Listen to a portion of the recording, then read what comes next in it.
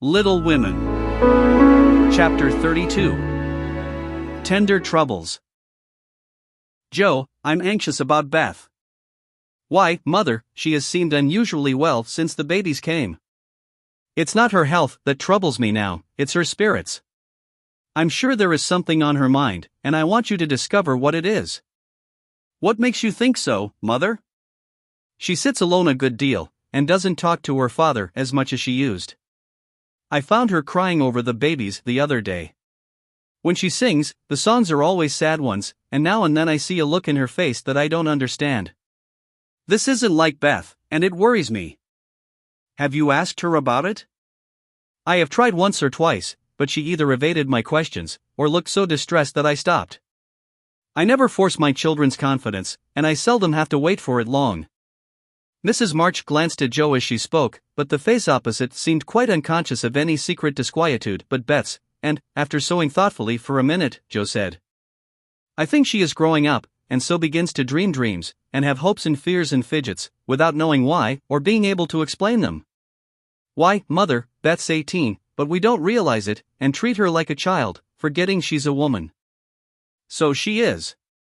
Dear heart, how fast you do grow up, returned her mother, with a sigh and a smile. Can't be helped, Marmee, so you must resign yourself to all sorts of worries, and let your birds hop out of the nest, one by one. I promise never to hop very far, if that is any comfort to you. It is a great comfort, Joe. I always feel strong when you are at home. Now Meg is gone. Beth is too feeble and Amy too young to depend upon, but when the tug comes, you are always ready. Why, you know I don't mind hard jobs much, and there must always be one scrub in a family. Amy is splendid in fine works, and I'm not, but I feel in my element when all the carpets are to be taken up, or half the family fall sick at once. Amy is distinguishing herself abroad, but if anything is amiss at home, I'm your man. I leave Beth to your hands, then, for she will open her tender little heart to her Joe sooner than to anyone else. Be very kind, and don't let her think anyone watches or talks about her. If she only would get quite strong and cheerful again, I shouldn't have a wish in the world. Happy woman. I've got heaps. My dear, what are they? I'll settle Bethy's troubles, and then I'll tell you mine. They are not very wearing, so they'll keep, and Joe stitched away, with a wise nod which set her mother's heart at rest about her, for the present at least. While apparently absorbed in her own affairs, Joe watched Beth, and, after many conflicting conjectures, finally settled upon one which seemed to explain the change in her. A slight incident gave Joe the clue to the mystery, she thought, and lively fancy, loving heart did the rest. She was affecting to write busily one Saturday afternoon, when she and Beth were alone together, yet as she scribbled, she kept her eye on her sister, who seemed unusually quiet. Sitting at the window, Beth's work often dropped into her lap, and she leaned her head upon her hand, in a dejected attitude, while her eyes rested on the dull, autumnal landscape. Suddenly someone passed below, whistling like an operatic blackbird, and a voice called out. She leaned her head upon her hands. All serene. Coming in tonight. Beth started, leaned forward, smiled and nodded, watched the passerby till his quick tramp died away, then said softly, as if to herself, How strong and well and happy that dear boy looks. Said Joe, still intent upon her sister's face, for the bright color faded as quickly as it came, the smile vanished, and presently a tear lay shining on the window ledge. Beth whisked it off, and glanced apprehensively at Joe, but she was scratching away at a tremendous rate, apparently engrossed in Olympia's oath. The instant Beth turned, Joe began her watch again, saw Beth's hand go quietly to her eyes more than once, and, in her half-averted face, read a tender sorrow that made her own eyes fill. Fearing to betray herself, she slipped away, murmuring something about needing more paper. Mercy on me, Beth loves Laurie, she said, sitting down in her own room, pale with the shock of the discovery which she believed she had just made. I never dreamt of such a thing. What will Mother say? I wonder if he there Joe stopped, and turned scarlet with a sudden thought. If he shouldn't love back again, how dreadful it would be. He must, I'll make him, and she shook her head threateningly at the picture of the mischievous-looking boy laughing at her from the wall. Oh dear, we are growing up with a vengeance. Here's Meg married and a mama, Amy flourishing away at Paris, and Beth in love. I'm the only one that has sense enough to keep out of mischief. Jo thought intently for a minute, with her eyes fixed on the picture, then she smoothed out her wrinkled forehead, and said, with a decided nod at the face opposite, "No, thank you, sir, you're very charming, but you've no more stability than a weathercock, so you needn't write touching notes, and smile in that insinuating way, for it won't do a bit of good, and I won't have it." Then she sighed, and fell into a reverie, from which she did not wake till the early twilight sent her down to take new observations, which only confirmed her suspicion. Though Laurie flirted with Amy and joked with Jo, his manner to Beth had always been peculiarly kind and gentle, but so was everybody's, therefore, no one thought of imagining that he cared more for her than for the others. Indeed, a general impression had prevailed in the family, of late, that our boy was getting fonder than ever of Jo, who, however, wouldn't hear a word upon the subject, and scolded violently if anyone dared to suggest it. If they had known the various tender passages of the past year, or rather attempts at tender passages which had been nipped in the bud, they would have had the immense satisfaction of saying, "I told you so." But Jo hated philandering, and wouldn't allow it, always having a joke or a smile ready at the least sign of impending danger. When Laurie first went to college, he fell in love about once a month, but these small flames were as brief as ardent, did no damage, and much amused Jo, who took great interest in the alternations of hope, despair, and resignation, which were confided to her in their weekly conferences. But there came a time when Laurie ceased to worship at many shrines, hinted darkly at one all-absorbing passion, and indulged occasionally in Byronic fits of gloom. Then he avoided the tender subject altogether, wrote philosophical notes to Jo, turned studious, and gave out that he was going to dig, intending to graduate in a blaze of glory. This suited the young lady better than twilight confidences, tender pressures of the hand, and eloquent glances of the eye, for with Jo, brain developed earlier than heart, and she preferred imaginary heroes to real ones, because, when tired of them, the former could be shut up in the tin kitchen till called for, and the latter were less manageable. Things were in this state when the grand discovery was made, and Jo watched Laurie that night as she had never done before. If she had not got the new idea into her head, she would have seen nothing unusual in the fact that Beth was very quiet, and Laurie very kind to her. But having given the rein to her lively fancy, it galloped away with her at a great pace, and common sense, being rather weakened by a long course of romance writing, did not come to the rescue. As usual, Beth lay on the sofa, and Laurie sat in a low chair close by, amusing her with all sorts of gossip, for she depended on her weekly spin, and he never disappointed her. But that evening, Jo fancied that Beth's eyes rested on the lively, dark face beside her with peculiar pleasure, and that she listened with intense interest to an account of some exciting cricket match, though the phrases, "caught off a tice," "stumped off his ground," and "the leg hit for 3," were as intelligible to her as Sanskrit. She also fancied, having set her heart upon seeing it, that she saw a certain increase of gentleness in Laurie's manner, that he dropped his voice now and then, laughed less than usual, was a little absent-minded, and settled the Afghan over Beth's feet with an assiduity that was really almost tender. Who knows? Stranger things have happened, thought Jo, as she fussed about the room. She will make quite an angel of him, and he will make life delightfully easy and pleasant for the dear, if they only love each other. I don't see how he can help it, and I do believe he would if the rest of us were out of the way. As everyone was out of the way but herself, Jo began to feel that she ought to dispose of herself with all speed. But where should she go? And burning to lay herself upon the shrine of sisterly devotion, she sat down to settle that point. Now, the old sofa was a regular patriarch of a sofa, long, broad, well-cushioned, and a trifle shabby, as well it might be, for the girls had slept and sprawled on it as babies, fished over the back, rode on the arms, and had menageries under it as children, and rested tired heads, dreamed dreams, and listened to tender talk on it as young women. They all loved it, for it was a family refuge, and one corner had always been Jo's favorite lounging place. Among the many pillows that adorned the venerable couch was one, hard, round, covered with prickly horsehair, and furnished with a knobby button at each end. This repulsive pillow was her especial property, being used as a weapon of defense, a barricade, or a stern preventive of too much slumber. Laurie knew this pillow well, and had cause to regard it with deep aversion, having been unmercifully pummeled with it in former days, when romping was allowed, and now frequently debarred by it from taking the seat he most coveted, next to Jo in the sofa corner. If the sausage, as they called it, stood on end, it was a sign that he might approach and repose, but if it lay flat across the sofa, woe to the man, woman, or child who dared disturb it. That evening Jo forgot to barricade her corner, and had not been in her seat 5 minutes, before a massive form appeared beside her, and, with both arms spread over the sofa back, both long legs stretched out before him, Laurie exclaimed, with a sigh of satisfaction. Now, this is filling at the price. Now, this is filling at the price. No slang, snapped Joe, slamming down the pillow.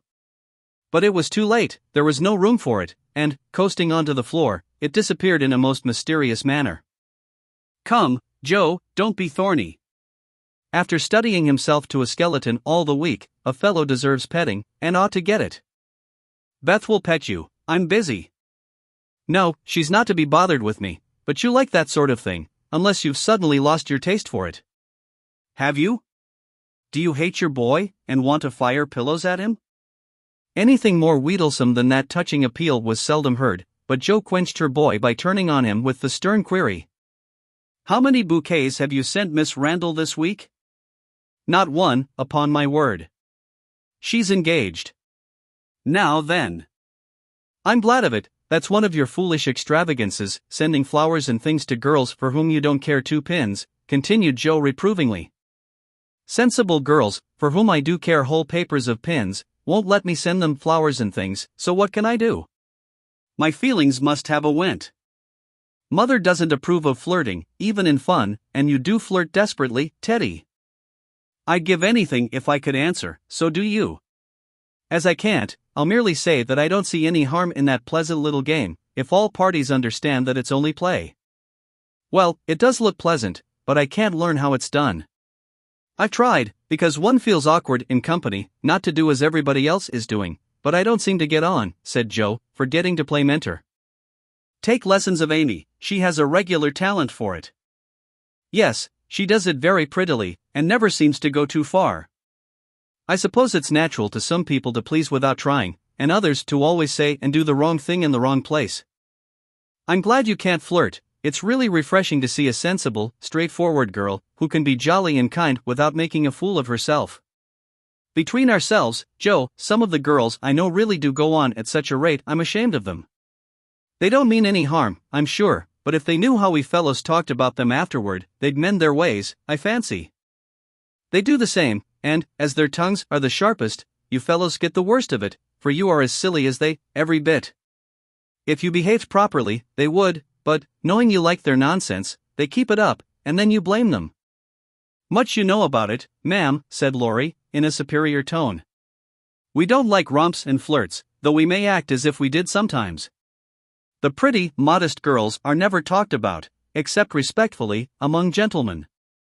Bless your innocent soul. If you could be in my place for a month, you'd see things that would astonish you a trifle.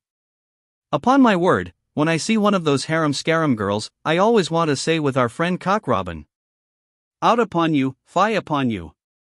Bold-faced jig. It was impossible to help laughing at the funny conflict between Laurie's chivalrous reluctance to speak ill of womankind, and his very natural dislike of the unfeminine folly of which fashionable society showed him many samples. Joe knew that young Lawrence was regarded as a most eligible part won by worldly mammas, was much smiled upon by their daughters, and flattered enough by ladies of all ages to make a coxcomb of him, so she watched him rather jealously, fearing he would be spoilt, and rejoiced more than she confessed to find that he still believed in modest girls. Returning suddenly to her admonitory tone, she said, dropping her voice, if you must have a went, Teddy, go and devote yourself to one of the pretty, modest girls whom you do respect, and not waste your time with the silly ones. You really advise it, and Laurie looked at her with an odd mixture of anxiety and merriment in his face. Yes, I do, but you'd better wait till you are through college, on the whole, and be fitting yourself for the place meantime. You're not half good enough for, well, whoever the modest girl may be, and Joe looked a little queer likewise, for a name had almost escaped her. That I'm not, acquiesced Laurie, with an expression of humility quite new to him, as he dropped his eyes, and absently wound Joe's apron tassel round his finger. Mercy on us, this will never do, thought Joe, adding aloud, go and sing to me. I'm dying for some music, and always like yours. I'd rather stay here, thank you. Well, you can't, there isn't room. Go and make yourself useful, since you are too big to be ornamental. I thought you hated to be tied to a woman's apron string, retorted Joe, quoting certain rebellious words of his own. Ah, that depends on who wears the apron, and Laurie gave an audacious tweak at the tassel. Are you going? Demanded Joe, diving for the pillow. He fled at once, and the minute it was well up with the bonnets of Bonnie Dundee, she slipped away, to return no more till the young gentleman had departed in high dudgeon. Up with the bonnets of Bonnie Dundee. Joe lay long awake that night, and was just dropping off when the sound of a stifled sob made her fly to Beth's bedside, with the anxious inquiry, "What is it, dear?" "I thought you were asleep," sobbed Beth. "Is it the old pain, my precious?" "No, it's a new one, but I can bear it," and Beth tried to check her tears. "Tell me all about it, and let me cure it as I often did the other." "You can't, there is no cure." There Beth's voice gave way, and, clinging to her sister, she cried so despairingly that Joe was frightened. "Where is it? Shall I call Mother?" Beth did not answer the first question, but in the dark one hand went involuntarily to her heart, as if the pain were there. With the other she held Joe fast, whispering eagerly, "No, no, don't call her, don't tell her. I shall be better soon. Lie down here and pour my head. I'll be quiet, and go to sleep, indeed I will." Joe obeyed, but as her hand went softly to and fro across Beth's hot forehead and wet eyelids, her heart was very full, and she longed to speak. But young as she was, Joe had learned that hearts, like flowers, cannot be rudely handled, but must open naturally, so, though she believed she knew the cause of Beth's new pain, she only said, in her tenderest tone, "Does anything trouble you, dearie?" "Yes, Joe," after a long pause. "Wouldn't it comfort you to tell me what it is?" "Not now, not yet." "Then I won't ask, but remember, Bethy, that Mother and Joe are always glad to hear and help you, if they can." "I know it. I'll tell you by and by. Is the pain better now?" "Oh, yes, much better, you are so comfortable, Joe." "Go to sleep, dear, I'll stay with you." So cheek to cheek they fell asleep, and on the morrow Beth seemed quite herself again, for at 18, neither heads nor hearts ache long, and a loving word can medicine most ills. But Joe had made up her mind, and, after pondering over a project for some days, she confided it to her mother. "You asked me the other day what my wishes were. I'll tell you one of them, Marmee," she began, as they sat alone together. "I want to go away somewhere this winter for a change." "Why, Joe?" and her mother looked up quickly, as if the words suggested a double meaning. With her eyes on her work, Joe answered soberly, "I want something new. I feel restless, and anxious to be seeing, doing, and learning more than I am. I brood too much over my own small affairs, and need stirring up, so, as I can be spared this winter, I'd like to hop a little way, and try my wings." "Where will you hop?" "To New York. I had a bright idea yesterday, and this is it. You know Mrs. Kirk wrote to you for some respectable young person to teach her children and so. It's rather hard to find just the thing, but I think I should suit if I tried. My dear, go out to service in that great boarding house," and Mrs. March looked surprised, but not displeased. "It's not exactly going out to service, for Mrs. Kirk is your friend, the kindest soul that ever lived, and would make things pleasant for me, I know. Her family is separate from the rest, and no one knows me there. Don't care if they do, it's honest work, and I'm not ashamed of it." "Nor I, but you're writing?" "All the better for the change. I shall see and hear new things, get new ideas, and, even if I haven't much time there, I shall bring home quantities of material for my rubbish." "I have no doubt of it, but are these your only reasons for this sudden fancy?" "No, Mother." "May I know the others?" Joe looked up and Joe looked down, then said slowly, with sudden color in her cheeks, "It may be vain and wrong to say it, but I'm afraid Laurie is getting too fond of me." "Then you don't care for him in the way it is evident he begins to care for you," and Mrs. March looked anxious as she put the question. "Mercy, no. I love the dear boy, as I always have, and am immensely proud of him, but as for anything more, it's out of the question." "I'm glad of that, Joe." "Why, please?" "Because, dear, I don't think you suited to one another. As friends you are very happy, and your frequent quarrels soon blow over, but I fear you would both rebel if you were mated for life. You are too much alike and too fond of freedom, not to mention hot tempers and strong wills, to get on happily together, in a relation which needs infinite patience and forbearance, as well as love." "That's just the feeling I had, though I couldn't express it. I'm glad you think he is only beginning to care for me. It would trouble me sadly to make him unhappy, for I couldn't fall in love with the dear old fellow merely out of gratitude, could I?" "You are sure of his feeling for you?" The color deepened in Joe's cheeks as she answered, with the look of mingled pleasure, pride, and pain which young girls wear when speaking of first lovers. I'm afraid it is so, Mother. He hasn't said anything, but he looks a great deal. I think I had better go away before it comes to anything. I agree with you, and if it can be managed you shall go. Joe looked relieved, and, after a pause, said, smiling, how Mrs. Moffat would wonder at your want of management, if she knew, and how she will rejoice that Annie still may hope. Ah, Joe, mothers may differ in their management, but the hope is the same in all, the desire to see their children happy. Meg is so, and I am content with her success. You I leave to enjoy your liberty till you tire of it, for only then will you find that there is something sweeter.